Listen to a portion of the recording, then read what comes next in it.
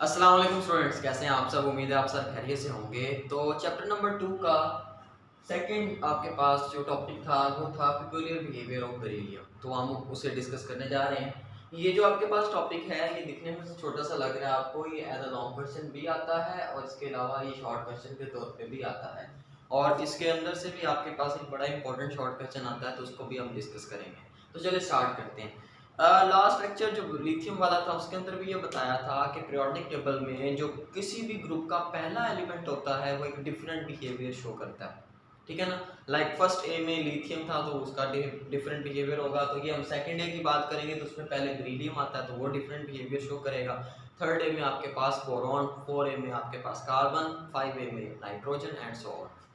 तो उसकी मैंने तीन बेसिक रीजन आपको बताई थी कि कोई भी अगर आपके पास एलिमेंट जो कि top of the periodic table है अपने ग्रुप में, वो डिफरेंट क्यों होता है? क्योंकि जो भी आपके पास एलिमेंट अपने ग्रुप में सबसे ऊपर होता है, जैसे बेरिलियम है, फिर आपके पास मैग्नीशियम आता है नीचे, फिर कैल्शियम, तो वो तो सारे नीचे हैं। तो बेसिकली सबसे ऊपर तो आपके पास कौन है? बेरिलियम है। तो आपके पास बेरिलियम डिफरेंट क्यों है? फिर वही तीनों रीजन जो लास्ट टाइम डिस्कस की थी। पहले रीजन के बेरिलियम का रेडियस या बेरिलियम का size as compare to other alkaline earth metals क्या है? कम है, ठीक है ना, छोटा साइज है। अब देखिए आपके पास क्या था? बेटी मांगे कार स्कूटर बाप रे, तो ये था आपके पास क्या? सेकंड। अब बेरिलियम का साइज इसमें सबसे कम है और बाकी नीचे जाते जाते हैं तो आपको पता है कि रेडियस में इजाफा होता है। अब दूसरी बात, हाई चार्ज डेंसिटी। अब वंस अगेन मैं यहाँ पे लिख रहा हूँ, मैंने आपको क्या बताया था कि जो चार्ज डेंसिटी होती है, जो चार्ज डेंसिटी होती है बेसिकली वो भी डिपेंड करती है चार्ज पे और वो भी डिपेंड करती है साइज पे। अब बेरिलियम का साइज अपने ग्रुप में सबसे कम है तो उसकी चार्ज डेंसिटी सबसे ज्यादा होगी, ठीक है ना। और आगे चार्ज डेंसिटी आपको पता है लेटेस्ट एनर्जी को भी इफेक्ट करती है और भी बहुत सारी चीजें आ जाती हैं इसके अंदर। और अगर हम इलेक्ट्रोनेगेटिविटी की बात करें तो आपको पता है कि टॉप टू बॉटम जब हम मूव करते हैं तो आपके पास जो इलेक्ट्रोनेगेटिविटी की वैल्यू है वो क्या होती है? डिक्रीज होती है। तो डिक्रीज होती है तो इसका मतलब है सबसे ज्यादा इलेक्ट्रोनेगेटिविटी किसकी है? आपके पास बेरिलियम की है, तो वो हाईली इलेक्ट्रोनेगेटिव है। तो high charge density, high electronegativity और स्मॉल साइज की वजह से आपके पास बेरिलियम डिफरेंटली बिहेव करता है। अब इसके अगर देखें पॉइंट्स डिस्कस करते हैं कैसे ये डिफरेंस है। तो बेटे सबसे पहले इसकी फिजिकल नेचर है पहले पॉइंट के अंदर, कि इसकी हार्डनेस के बारे में बताया गया है कि बेरिलियम एक हार्ड मटेरियल है। बेरिलियम क्या है? एक हार्ड मटेरियल है। अब देखें, अब मैं बात करूंगा तो as compare to other alkaline earth metals, मतलब as compare to magnesium beryllium hard है, as compare to strontium beryllium hard है, ठीक है ना। और इतना हार्ड है कि आपके पास अगर मान लिया ये ग्लास है, मतलब एक शीशा है, आपके पास आयरन का रॉड है लोहे का, तो आप उसके ऊपर ऐसे अगर करेंगे, मतलब स्क्रैच करेंगे तो स्क्रैच हो जाएगा और ऐसे निशान पड़ जाएगा, ठीक है ना, स्क्रैच के ऐसे निशान पड़ जाएंगे। तो बेरिलियम भी इतना हार्ड है कि आपके पास ये भी आपके पास जो ग्लास होता है उसके ऊपर क्या कर सकता है? स्क्रैच कर सकता है, लेकिन दूसरे अल्कलाइन अर्थ मेटल्स ऐसा नहीं कर सकते। असल में जो अल्कली और अल्कलाइन अर्थ मेटल्स हैं ना वो बड़े सॉफ्ट होते हैं। मैंने बताया कि उसको आप ऐसे हाथ से पिंच से ना अपने मतलब हाथ से ऐसे चुटकी से ऐसे उसको तोड़ सकते हो, इतने ही सॉफ्ट होते हैं। लेकिन उनमें ये कह रहा है कि अपने ग्रुप में अगर देखा जाए तो ये है सारे सॉफ्ट, लेकिन बेरिलियम सबसे ज्यादा हार्ड है और इतना हार्ड है कि ये स्क्रैच कर सकता है आपके पास ग्लास को, तो मतलब सही हार्ड है।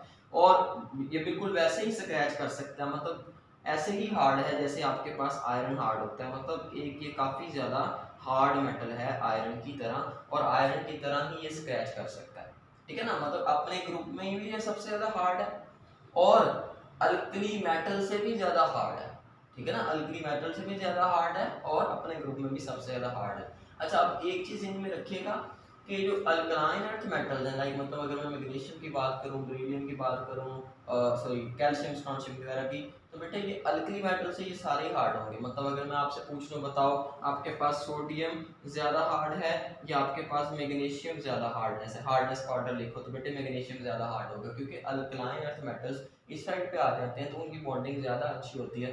तो अल्कलाइन अर्थ मेटल वैसे ओवरऑल देखा जाए तो अल्कली मेटल से ज्यादा क्या है? हार्ड है। लेकिन अपने ग्रुप की अगर हम बात करें उसी के अंदर कि अच्छा ठीक है ये सारे तो अल्कली मेटल से हार्ड है, इनमें सबसे ज्यादा हार्ड कौन है, तो वो आपके पास क्या है, बेरिलियम। तो सबसे ज्यादा सॉफ्ट कौन सा होगा, जाहिर सी बात है उससे नीचे वाला। तो चलो ये तो होगी बेटे हार्डनेस की बात। अब आ जाए मेल्टिंग पॉइंट पे और बॉइलिंग पॉइंट पे। देखो मेल्टिंग पॉइंट और बॉइलिंग पॉइंट का फर्स्ट चैप्टर के अंदर भी मैंने आपको पढ़ाया था कि मेल्टिंग और बॉइलिंग पॉइंट डिपेंड करता है नंबर ऑफ बाइंडिंग इलेक्ट्रॉन्स पे, नंबर ऑफ बाइंडिंग इलेक्ट्रॉन्स पे, कि कितने इलेक्ट्रॉन बॉन्डिंग में या बॉन्डिंग के अंदर हिस्सा ले रहे हैं। अगर मैं सेकेंड ए की बात करूं और बेरिलियम की बात करूं फॉर एग्जांपल, तो बेरिलियम आपके पास क्या होता है, बेरिलियम होता है आपके पास 4 1s2 2s2। तो इसके आउटर मोस्ट शेल के अंदर 2 इलेक्ट्रॉन प्रेजेंट है। कितने इलेक्ट्रॉन है ये, 2 इलेक्ट्रॉन है, मतलब बेरिलियम के अंदर 2 बॉन्डिंग इलेक्ट्रॉन्स हैं, ठीक है ना। तो अगर इस लिहाज से अगर हम देखें तो अल्कली मेटल्स की निस्बत बेरिलियम का जो आपके पास मेल्टिंग पॉइंट है और जो आपके पास बेरिलियम है उसका जो बॉइलिंग पॉइंट है बेटे वो क्या होता है, काफ़ी ज़्यादा होता है।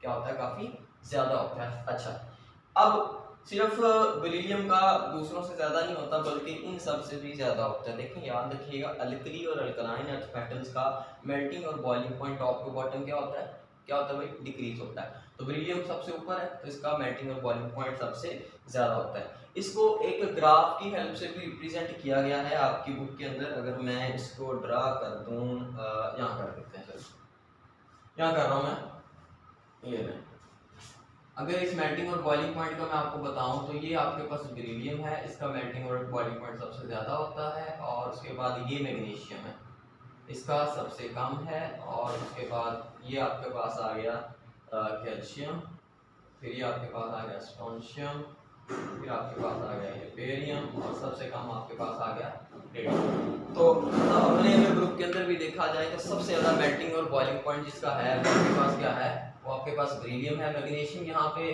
फर्स्ट चैप्टर के अंदर भी बताया था कि इसका हेक्सागोनल स्ट्रक्चर होता है जिसकी वजह से इसका मेल्टिंग और boiling point abnormal behaviour show करता है। चलिए वो तो आपको सिर्फ पुरानी बात याद करवाइए, लेकिन मेल्टिंग और बॉइलिंग पॉइंट अगर देखा जाए तो सबसे ज़्यादा अपने ग्रुप के अंदर भी किसका है, बेरिलियम का ही है।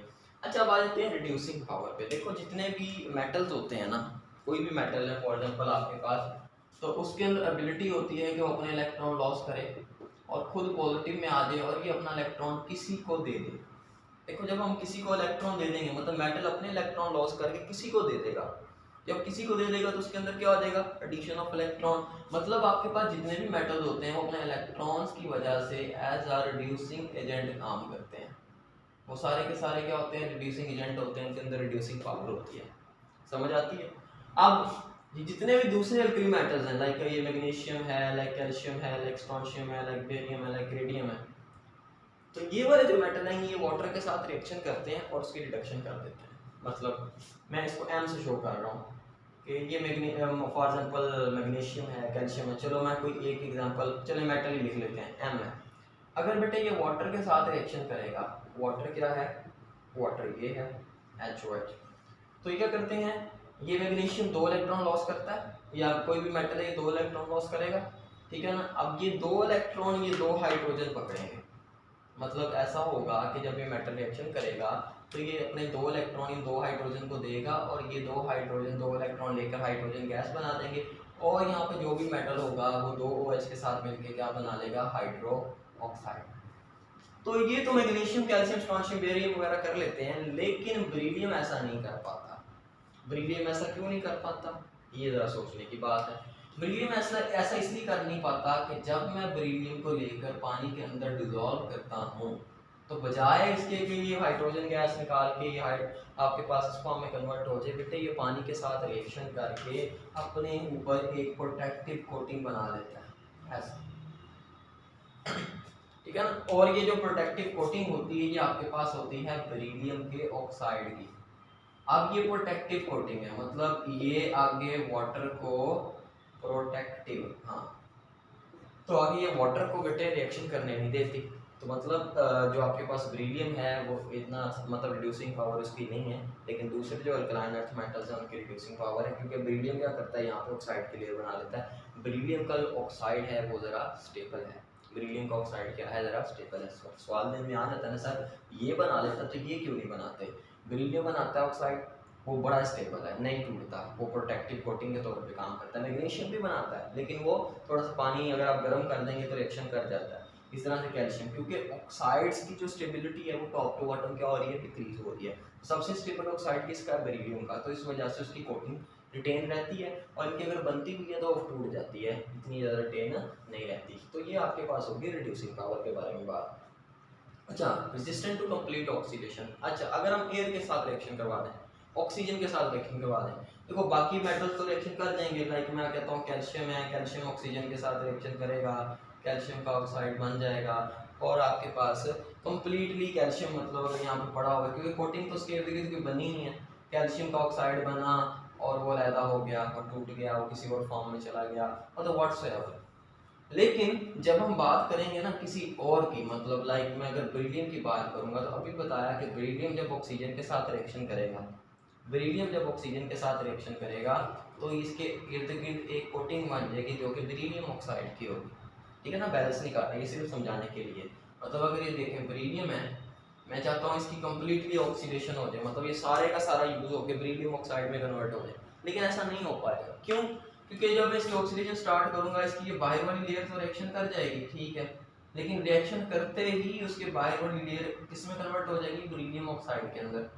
अब ये जो बेरिलियम ऑक्साइड की बाहर वाली कोटिंग बन गई है, जैसा कि पहले डिस्कस किया, ये जो बेरिलियम ऑक्साइड की बाहर वाली कोटिंग बन गई है, ये इसको प्रोटेक्टिव लेयर के तौर पे काम कराएगी, और आगे फिर जो मर्जी करते रहे, एयर फेंकते रहे, जो मर्जी करते रहे, अंदर वाला बेरिलियम जो है वो सेव हो चुका है, मतलब कभी भी इसकी कंप्लीट ऑक्सीडेशन नहीं हो सकती, बेरिलियम सारे का सारा बेरिलियम ऑक्साइड में कन्वर्ट नहीं हो सकता। उसकी रीजन है बेरिलियम ऑक्साइड की प्रोटेक्टिव कोटिंग। ठीक है ना, अगर आप इसको बैलेंस करना चाहते हैं तो बैलेंस कर लो, ये 2 हैं तो यहाँ पे 2 लिख दो, यहाँ पे 2 लिख दो, तो यहाँ पे भी आपके पास ये कितने बन जाएंगे, ये बैलेंस हो गया। तो ये प्रोटेक्टिव कोटिंग के तौर पे काम नहीं करता, तो नीचे वाला की हो जाती है ऑक्सीडेशन कंप्लीट, लेकिन इसकी ऑक्सीडेशन कंप्लीट नहीं होती। आखिरी आपके पास पॉइंट नंबर 5 है, ये 2 तरह से आपके पास शॉर्ट क्वेश्चन आता है कि how sodium beryllate is produced, या how beryllium react with alkali metal, या beryllium oxide is amphoteric in nature, explain. अब देखा ये गया है कि जो बेरिलियम का ऑक्साइड है, जो बेरिलियम का ऑक्साइड है वो सोडियम हाइड्रोक्साइड के साथ रिएक्शन करता है। ये है आपका सोडियम हाइड्रोक्साइड। अब देखें सोडियम हाइड्रोक्साइड क्या है, सोडियम हाइड्रोक्साइड एक बेस है, ठीक है ना। अब ये जब बेरिलियम ऑक्साइड इसके साथ रिएक्शन करता है तो होता ये है कि ये 2 हाइड्रोजन मिलते हैं और हाइड्रोजन गैस निकलती है, बाकी क्या बच गया, बाकी बच गए 2 सोडियम, तो बनता है Na2, आगे एक बेरिलियम है, तो आ गया Be, और ऑक्सीजन कितने हो गए, एक ये 2 और ये 3, तो O3। तो आपके पास Na2BeO3 ये जो बनता है, इसको फिर हम बोल देते हैं सोडियम बेरिलेट। क्या बोल देते हैं जी, सोडियम बेरिलेट। मतलब आपके पास जो बेरिलियम है उसके अंदर ये एबिलिटी है कि वो आपके पास अल्कलीज के साथ रिएक्शन कर सकता है। अब देखो, जब ये अल्कली के साथ रिएक्शन कर रहा है तो ये एसिडिक ऑक्साइड के तौर पे बिहेव कर रहा है, ठीक है ना, ये एसिडिक है, और जाहिर सी बात है किसके साथ रिएक्शन कर रहा है, किसी बेस के साथ। मैं इसको एसिडिक देता हूँ, आसान हो जाएगा, और उसके रिजल्ट में आपके पास कोई साल्ट बन रहा है। लेकिन अगर मैं फॉर एग्जांपल बेरिलियम ऑक्साइड लूँ और उसका HCl के साथ रिएक्शन करवाऊँ, तो फिर भी बेटे ये वही काम करता है, मतलब फिर भी वो फिर ये क्या करता है, फिर ये एज अ बेस बिहेव करना शुरू कर देता है, और ये क्या है, एसिड है। तो ये 2 हाइड्रोजन और ये ऑक्सीजन मिला और उन्होंने क्या बना दिया, H2O, और बाकी ये Be मिलते हैं Cl के साथ, तो बना देता है BeCl2। मतलब बेरिलियम का ऑक्साइड एक एम्फोटेरिक ऑक्साइड है, ये ज़्यादा शॉर्ट में चला देते हैं। तो उम्मीद है कि आपको ये समझ में आ गया होगा। इंशाल्लाह अब नेक्स्ट लेक्चर में डाउन सेल रह गया और डायफ्राम सेल, उसको भी डिस्कस करना है। थैंक यू वेरी मच, अल्लाह हाफिज़।